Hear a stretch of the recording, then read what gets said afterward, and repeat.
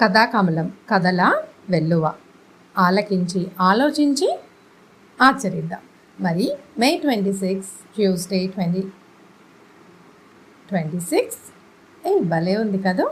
మే 26 2026 ఈరోజు స్పెషల్ ఏంటి అంటే మరి hashtag Narendra Modi, hashtag PM, hashtag Indian politics, hashtag Rashtrapati Bhavan. On May 26, 2014, Sir Narendra Modi ji took oath as the Prime Minister of India for the very first time at Rashtrapati Bhavan, and it was a grand ceremony. One of the historic aspects of the ceremony was the presence of leaders from all SAARC nations. It was for the first time where the SAARC leaders were present. It's been 12 years Narendra Modi ji serving our country as Prime Minister. Right? So, Prime Minister Narendra Modi ki జేజేలు కొట్టేస్తూ మరి పంచతంత్రం చెప్పుకుంటున్నాం కదా, కొంచెం తెలుసుకుందాం పంచతంత్రం గురించి. Actually Panchatantra was created in the realm of the king called Amara Shakti, who designed Vishnu Sharma as his 3 sons teacher. అంటే అమరశక్తి అనే రాజు ఆయన 3 కొడుకులకి విష్ణు శర్మ అనే పండితుడిని శిక్షకుడుగా అంటే టీచర్గా అపాయింట్ చేశారంట. అప్పుడు విష్ణు శర్మ రచించారన్నమాట.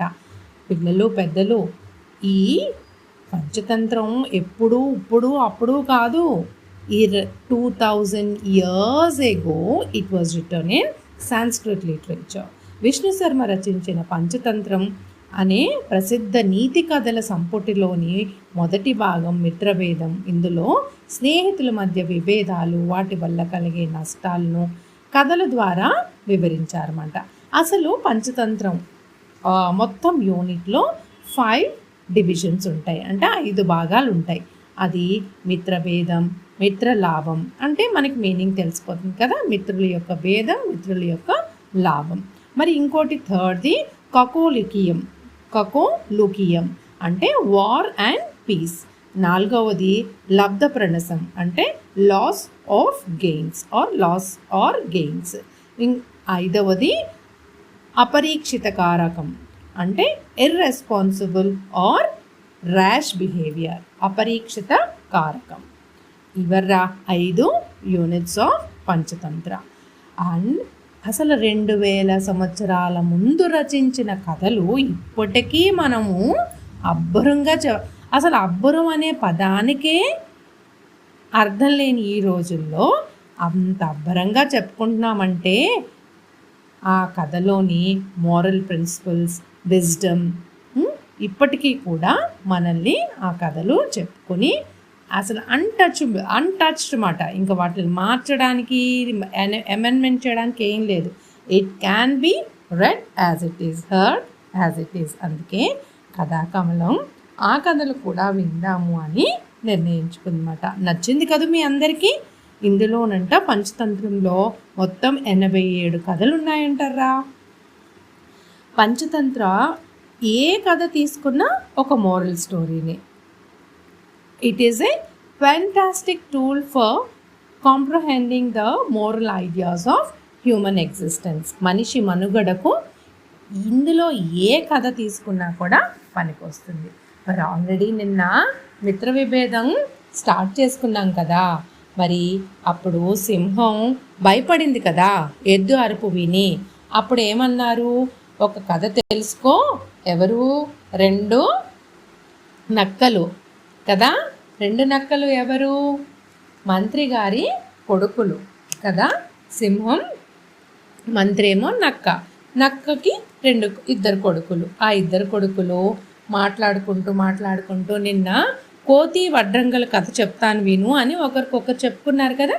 మరి విందాం కోతి వడ్రంగుల కథ. ఒక ఊళ్ళో ఒక పెద్ద మర్రి చెట్టు ఉందంట. ఆ చెట్టు మీద చాలా కోతులు ఉన్నాయి.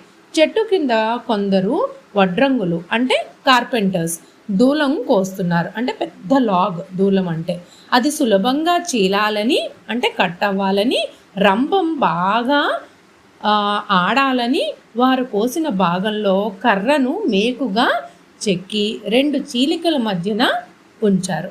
అంటే కొయ్యడానికి వీలుగా, రంపం అంటే సా, అది ఈజీగా మూవ్ అవ్వడానికి అడ్జస్ట్ చేసి పెట్టుకున్నారన్నమాట. మధ్యాహ్నం కాగానే వారు అన్నం తినడానికి వెళ్ళిపోయారు.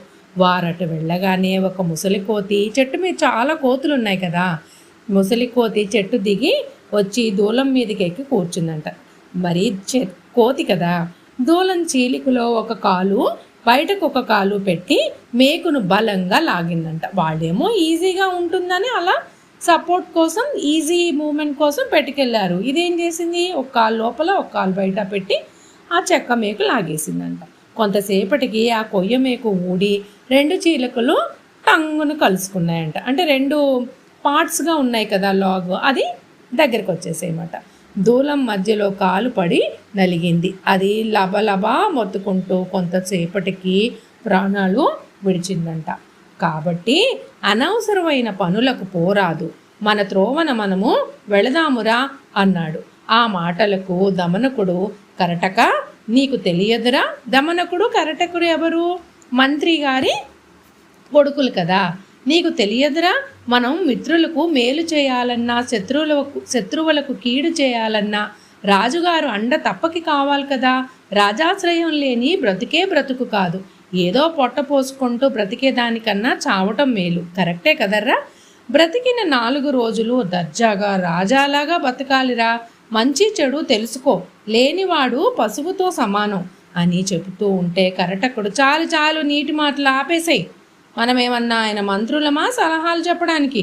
ఇంతకు ఏం చేద్దామంటావేంటి అని అడిగాడంట. అప్పుడు దమనకుడు, బుద్ధిగా శ్రద్ధగా చదువుకున్నవాడు ప్రయోజకుడవుతాడు. అట్టివాణ్ణి రాజు గౌరవిస్తాడు. ఆ గౌరవంతో రాజ్యతంత్రాలు తెలుసుకోవచ్చు, క్రమంగా ప్రధాని కూడా కావచ్చు. కాబట్టి నేను ఇప్పుడే పోయి అతని భయం తీర్చి మన్నన పొంది వస్తాను. నేను వచ్చేదాకా నువ్వు ఇక్కడే కూర్చో, చిటికలో వచ్చేస్తాను అన్నాడు. సరే మంచిది, నీకు జయం కలుగుతుంది, అలాగే వెళ్ళిరా అన్నాడు కరటకుడు. మరిద్దరు అన్నదమ్ములు కదా. దమనకుడు సింహం వద్దకు వెళ్ళి నమస్కారం చేశాడు. సింహం రాజు కదా. పింగళికుడు అంటే వాళ్ళ నాన్న మంత్రి. దమనక క్షేమంగా ఉన్నావా? ఏం పని మీద వచ్చావు అని అడిగాడు. అప్పుడు దమనకుడు, పింగళికుడు అంటే సింహం కదూ, నన్ను మన్నించండర్రా, ఏం పని మీద వచ్చావు అని అడిగాడు. అప్పుడు దమనకుడు, ప్రభు తమ దయ వల్ల నేను క్షేమంగానే ఉన్నాను.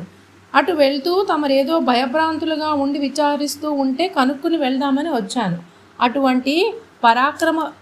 తమ వంటి పరాక్రమవంతులను భయపెట్టిన విషయం ఏదో సెలవివ్వండి అన్నాడు.